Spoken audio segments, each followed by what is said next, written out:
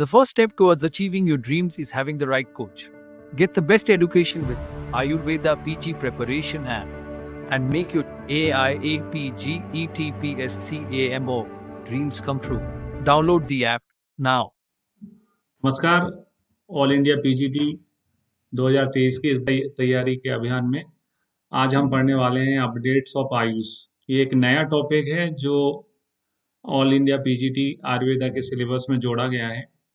विगत 2 साल से इसमें क्वेश्चन आ रहे हैं। 2022 में 5 क्वेश्चन पूछे गए थे और 2021 में भी 5 क्वेश्चन पूछे गए थे। तो सब इस टॉपिक का इम्पोर्टेंस बहुत ज़्यादा है क्योंकि 5 क्वेश्चन बहुत यूज होते हैं 120 में से। इम्पोर्टेंस बहुत ज़्यादा है इस टॉपिक का और इजीली आप इनको सही कर सकते हो। आपको कुछ फैक्ट्स याद रखने हैं जिनको मैं इस वीडियो में बताने जा रहा हूँ। तो इसमें 2022 का भी कुछ, जो कि पिछले ऑल इंडिया पीजीटी के बाद भी कुछ महीने बचे हुए थे अपडेट होने के लिए, और 2023 का अब तक का जो जुलाई तक का सफ़र है वो भी इसमें इंक्लूड किया गया है। तो लगभग 20 पॉइंट हैं इस पूरे टॉपिक में। 20 पॉइंट हैं और उनको हम कवर करते हैं। आइए स्टार्ट करते हैं। तो सबसे पहला पॉइंट है प्राथमिकता का, वो है global centre for traditional medicine, जो कि WHO के द्वारा हुआ है। WHO global centre for traditional medicine, ये शॉर्ट फॉर्म भी आपसे पूछा जा सकता है GCTM का, global centre for traditional medicine. First and only centre for its kind of taking place in Jamnagar, Gujarat, है ना। ये कहाँ बनने जा रहा है? जामनगर, गुजरात में बनने जा रहा है।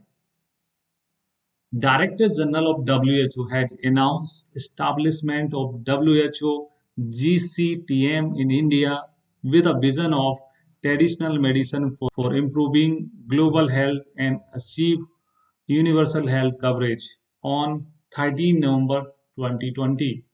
यानी WHO के जो डायरेक्टर जनरल हैं उन्होंने ये घोषणा की थी कि वो एक ट्रेडिशनल मेडिसिन सेंटर एस्टैब्लिश करेंगे।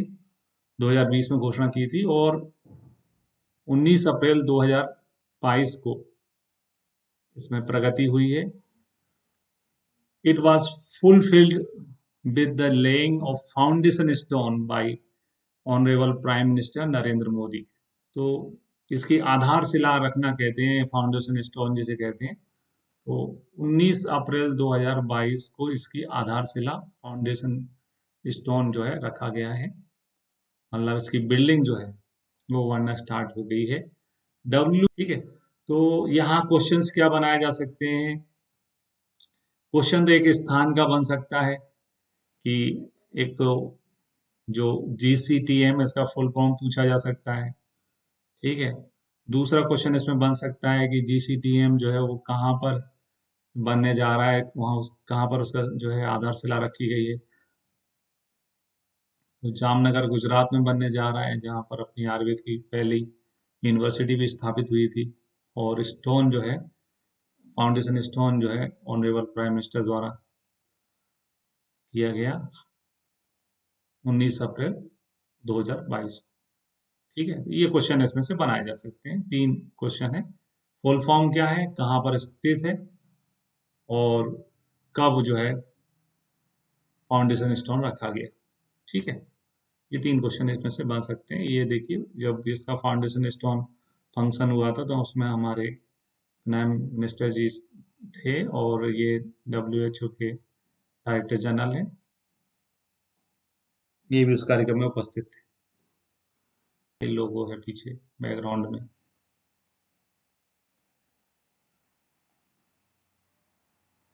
आगे बढ़ते हैं। आप बढ़ते हैं सेकेंड पॉइंट पर, जो कि है creating a history, the first global Ayush investment and innovation summit, जिसका शॉर्ट फॉर्म है GA, global Ayush investment and innovation, IIS summit, है ना, 2022, हेल्ड इन गांधीनगर, गुजरात। तो क्वेश्चन बनेगा कि कहाँ पर हुआ था? गांधीनगर गुजरात में कब हुआ था? तो 20 से 22 अप्रैल 2022 के बीच में। थोड़ा सा 22 अप्रैल 22 आता है तो याद रखना आसान है, 20 से 22 अप्रैल 2022 को। ठीक है, महात्मा मंदिर, गांधीनगर गुजरात। ठीक है, एक क्वेश्चन तो ये बना। इसमें बहुत सारे जो है इनोवेशन इन्वेस्टमेंट पर बातचीत हुई, बहुत सारे निवेश आया। Many new innovation in Ayush sector are announced by Prime Minister of India in GAIIS 2022। वो इनमें प्रमुख हैं, वो हैं Ayush visa, Ayush mark and Ayush आहार। तो ये कब कौन से समिट में इंट्रोड्यूस किए गए, ये क्वेश्चन पूछा जा सकता है। आयुष वीजा, आयुष पार्क और आयुष आहार। तो आयुष वीजा क्या है? In a major initiative, government announced introduction of special Ayush visa category for foreign national who wants to come to India to take advantage of Ayush therapy। बाहरी व्यक्ति जो फॉरेनर्स हैं वो अपने इंडिया में आके आयुर्वेदिक इलाज कराना चाहते हैं तो उनके लिए आयुष वीजा है ना बनाई गई प्रक्रिया। Ayush mark, special Ayush mark for Ayush products, developing of a network of Ayush Park to encourage and promotion, research and manufacturing of Ayush product across the country। And तीसरा है आयुष आहार। A new category named Ayush Ahar was announced, which will facilitate the producer of Ayurvedic nutritional supplements। ये तीन चीजें इसमें introduce हुई, Ayush visa, Ayush mark और Ayush park. तो एक क्वेश्चन बनाया जा सकता है कि GAIIS 2022 में निम्नलिखित में से क्या जो है कि अवधारणा रखी गई, किसको जो है बनाया गया है ना। तो Ayush visa, Ayush mark, Ayush park, all है ना। तो ये उसमें आयुष आहार, ये सब चीजें हैं। इनकी घोषणाओं से आयुष क्षेत्र में संभावनाओं के नए द्वार खुलेंगे और उनसे इस क्षेत्र की बहुआयामी लाभ होने की संभावना है। ये आयुष पार्क भी इसमें है, आयुष आहार भी है और ये पार्क भी है ना, ये भी है, दोनों है इसमें।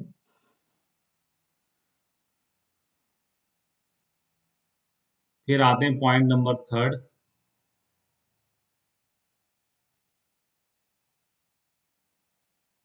थर्ड पॉइंट है three national AYUSH institution of eminence in Ayurveda, Unani and homeopathy were inaugurated by Prime Minister Shri Narendra Modi in 11th December 2022।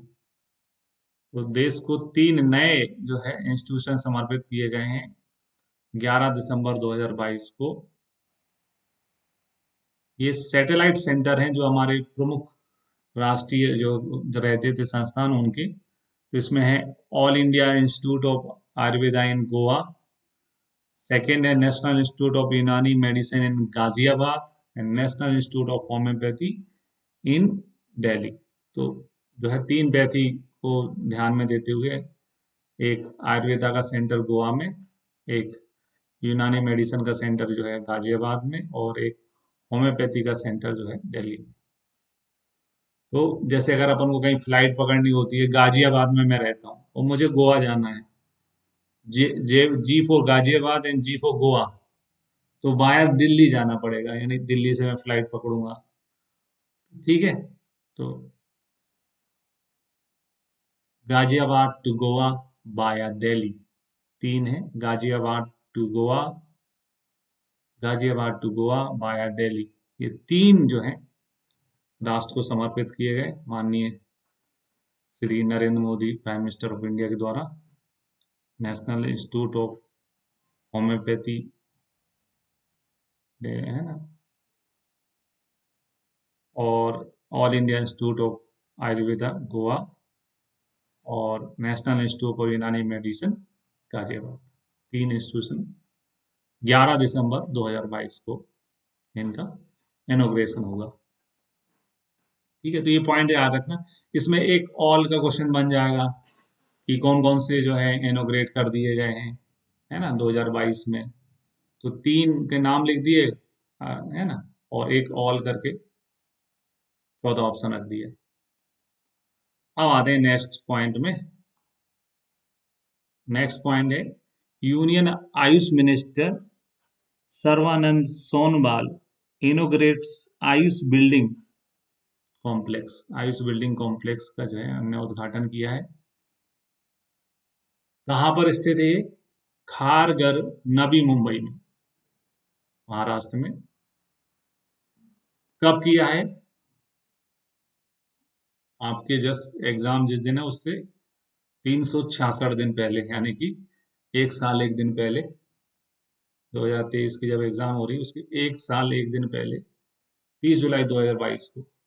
This new infrastructure will house the Regional Research Institute of Homeopathy under Central Council of Research in Homeopathy and Regional Research Center of Unani Medicine under Central Council for Research in Unani Medicine। तो ये जो building है, नाम इसका Ayush building है, लेकिन इसमें आयुर्वेदा की सुविधा नहीं मिलने वाली है। इसमें सुविधाएं किसको मतलब कौन से पैथी की आई हुई है? एक तो है ना regional research institute of homeopathy, और दूसरा रीजनल रिसर्च इंस्टीट्यूट फॉर यूनानी मेडिसिन। इनके लिए काम में आएगी ये। ठीक है, जैसा आप देख सकते हैं ये पिक्चर्स है, इसमें लिखा भी है regional research institute for homeopathy, regional research institute for यूनानी मेडिसिन, 30 जुलाई 2022। इसके अलावा जैसा कि हमने पिछले वीडियोस में देखा हुआ था आयुष जी की, लेह लद्दाख में इंडियन इंस्टीट्यूट ऑफ सोबा रिकवा जो है वो बनने जा रहा है, तो उसका फाउंडेशन स्टोन भी रख दिया गया है ना, laid foundation stone for new complex of national institute of Sowa Rigpa at Sobuthang area Leh, है ना, कौन सा स्थान है? साबू तांग एरिया ले, और ये हुआ है 8 सितंबर 2022 को। ठीक है, अगला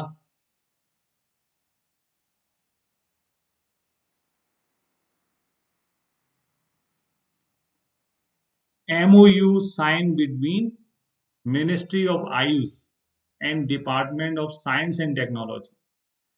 एक MOU साइन हुआ है किसके बीच में? आयुष तो हो गई अपन, एक एक पार्टी आयुष रहेगी, दूसरी पार्टी यहाँ पर है department of science and technology. कब हुआ है? 25 मई 2022। ये 2022 जो है ना वो MOU का सन है। MOU बहुत साइन किए गए इसमें। ठीक है, तो आपको तो बस ये MOU साइन हुआ किसके बीच में हुआ, कब हुआ, वो ध्यान रखना है। अगला पॉइंट है MOU ही साइन हुआ है, और हुआ है 12 अगस्त 2022 को। was signed with the Ministry of Electronics and Information Technology।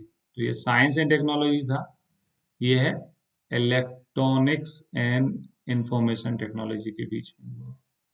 For the for providing technical support to ministry of Ayush for digitization of Ayush sector under the Ayush grid.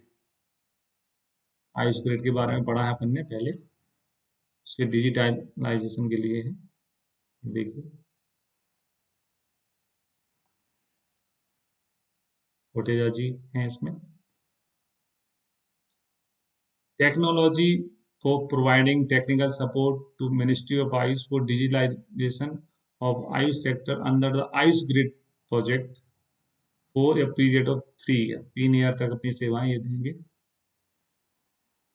है ना। इसलिए आयुष में बहुत सारे ऐप बन रहे हैं, एम योगा ऐप, आयुष संजीवनी योग, बहुत सारे योगा है ना ऐप। अभी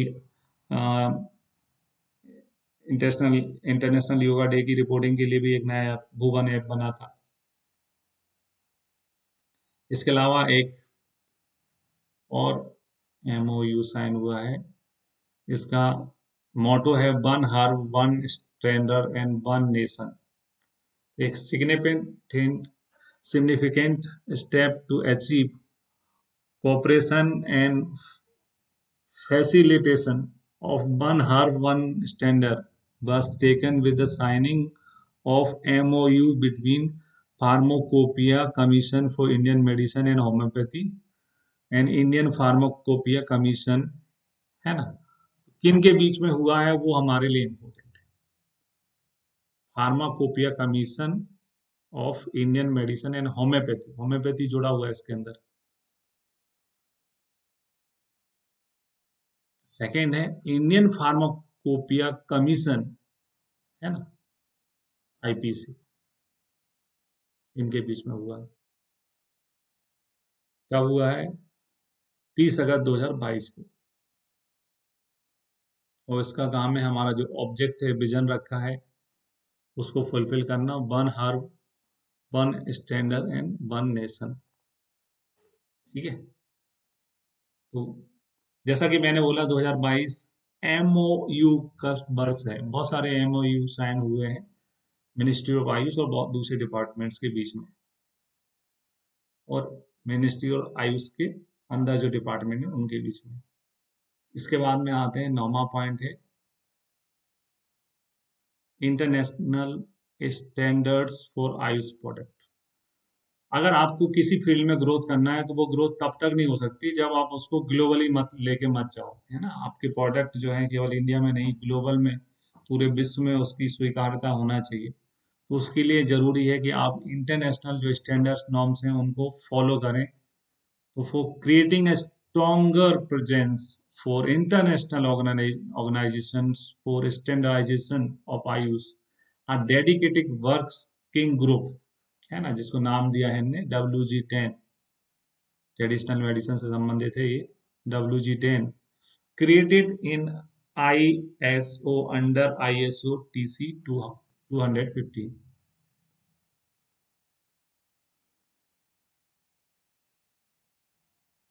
health informatics to formulate international standard of AYUSH formulatics. Taking this further, talking group for AI for traditional medicine. देखिए AI का जमाना आने वाला है इन फ्यूचर, उसको ध्यान में रखते AI for traditional medicine has also been formed under focus group on artificial intelligence for health, AI, है ना। तो ये मतलब AI आयुर्वेद में भी आने वाला है, ये आप ध्यान रख लें अभी से। इसी को हाईलाइट किया गया है ट्विटर के माध्यम से, जो गतिविधियां हुई हैं। The International Organization of Standardizations released the first ISO standard technical report titled ISO TR 44221 is to 2023 Health Informatics, जिसका टाइटल का नाम है इंट्रोडक्शन टू आयुर्वेदा इंफॉर्मेटिक्स। ठीक है, तो ये भी अचीवमेंट हुआ है, इसको ध्यान रखना है। फिर आते हैं फूड सेफ्टी। आयुर्वेद के बहुत सारे प्रोडक्ट जो है फूड में भी आते हैं, जैसे हल्दी है तो औषधि भी है और फूड प्रोडक्ट भी है। Food safety and standardization authority of India notification new Delhi on 30 June 2021। तो गजट नोटिफिकेशन हुआ है न्यू दिल्ली से। कब निकला है ये? 30 जून 2021 को निकला है। यहाँ 100% क्वेश्चन बनने वाला है कि जो food safety and standard regulation rule हैं आयुर्वेद आहार के लिए, वो कब से लागू हुए हैं, कब प्रकाशित हुए हैं, कब उसका गजट नोटिफिकेशन निकला हुआ है। तो 30 जून 2021 को निकला है। ये क्वेश्चन बनने की पूरी संभावना है।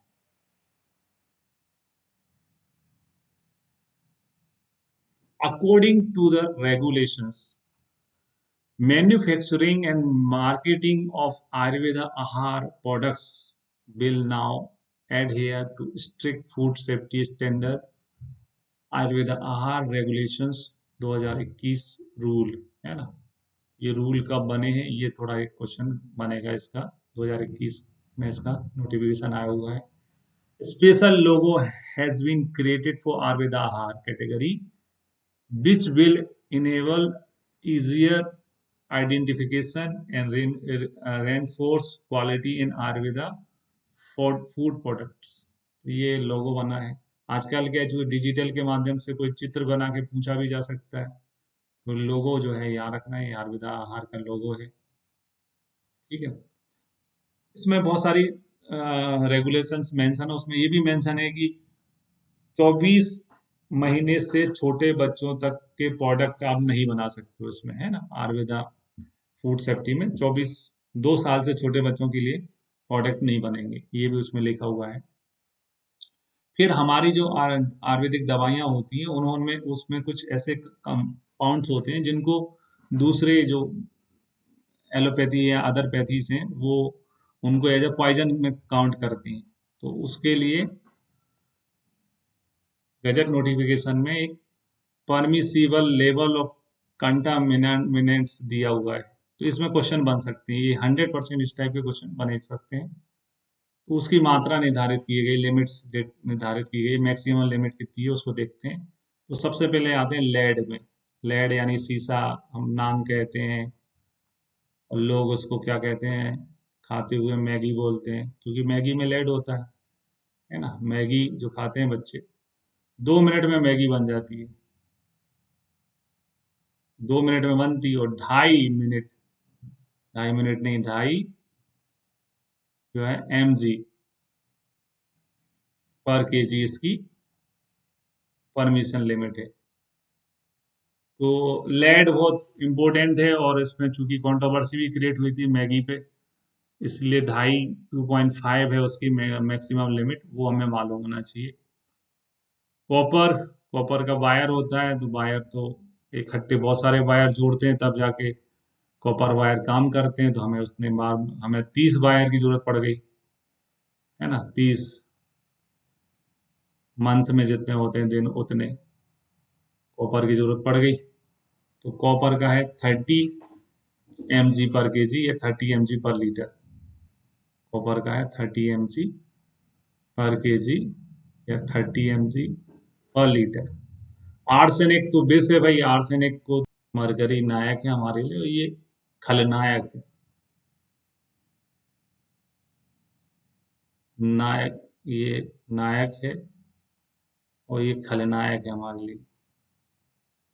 दोनों एक होते हैं पिक्चर में, तो एक के आसपास ही वैल्यू है। 1.1 है आर्सेनिक की और 1 है मरकरी की मैक्सिमम लिमिट, है ना। मरकरी वाला क्वेश्चन आप कई बार पढ़ोगे भी, तो उसको ध्यान रखना है कितना है, 1.1। ठीक है, तो दोनों का ध्यान रखना है। आर्सेनिक हमारा खलनायक है और मरकरी हमारा नायक है। मरकरी का है 1 और आर्सेनिक का है 1.1। टिन, जिसको हम बंग के नाम से भी जानते हैं, टिन का होता है 250। टिन बंग सुक्रल धातु होती है, सुक्रल कहते हैं। तो सुक्रल है तो ज़्यादा मात्रा में ली जा सकती है ना। तो 250 mg पर केजी।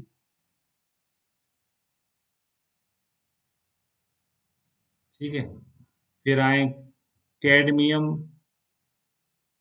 है ना। कैडमियम का भी होता है 1.5 mg पर केजी। तो ये तो अपने आयुर्वेद में आते नहीं, इसलिए lead, copper, arsenic, tin, mercury, इनको याद रखना है ना। अन्य हमारे लिए उतने महत्वपूर्ण नहीं है, ये सारे महत्वपूर्ण है। ठीक है, तो ये था food safety standard authority of India notification में जो जानकारी दी गई है, गजट नोटिफिकेशन निकला है, उसके हिसाब से परमिसेबल लेवल्स ऑफ कंटामिनेंट्स। ठीक है, तो ये भी, इनमें भी क्वेश्चन बन सकते हैं। अगर आपको हमारा वीडियो पसंद आया तो इसे लाइक करें और हमारे चैनल को सब्सक्राइब करें। वीडियो को अंत तक देखने के लिए आपका बहुत बहुत धन्यवाद।